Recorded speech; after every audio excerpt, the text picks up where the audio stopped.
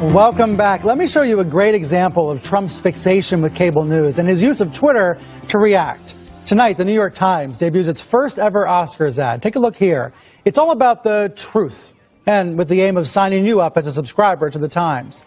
Now, I talked about this ad on CNN at 6:34 a.m. this morning with CNN's Victor Blackwell on New Day.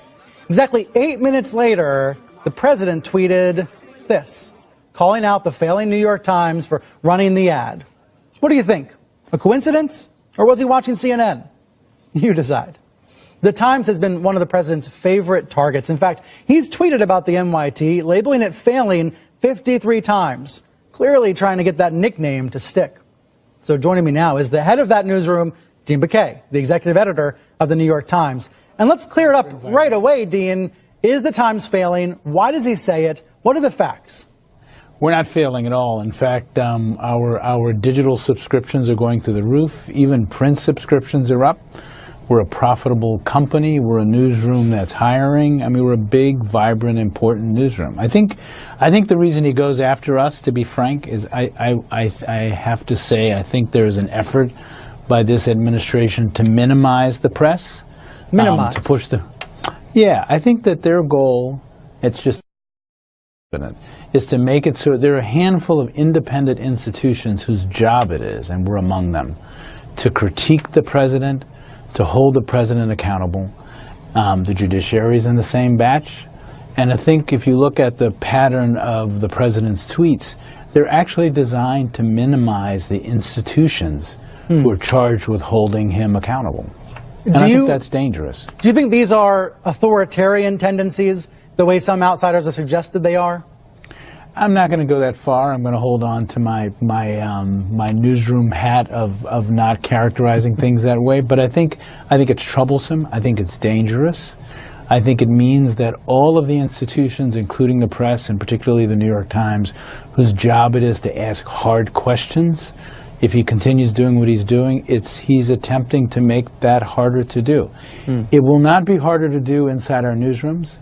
We're going to ask hard questions. We're going to continue to be tough analysts and reporters about the Trump administration and its actions, fair and tough analysts. But I think he clearly wants to convince his supporters that we're not to be trusted. And now he's wrong.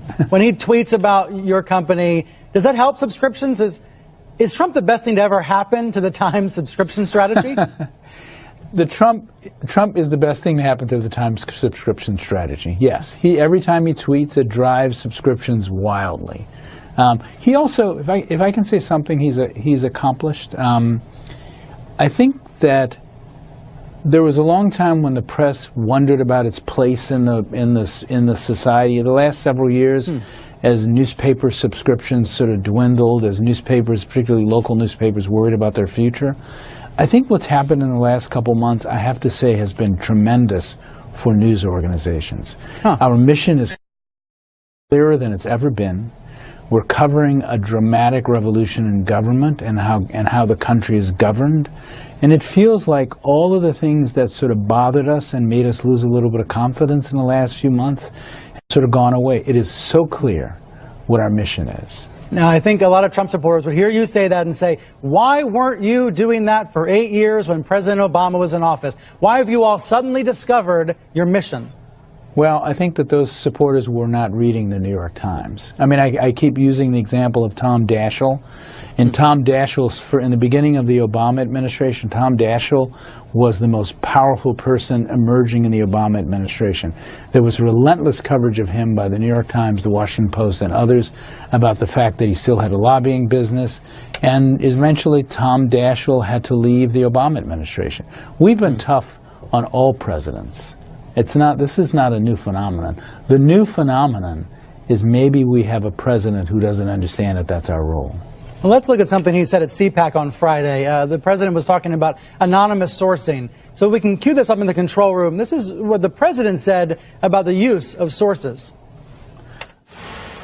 They just make them up when there are none.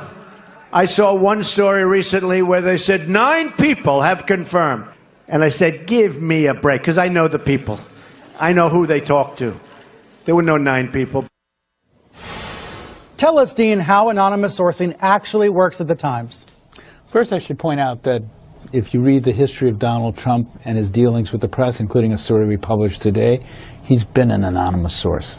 He's been an anonymous source throughout his career, especially when it helped him and when it burnished his reputation. True. Look, when you cover national security, when you cover the areas that we're working on, people cannot attach their names to them.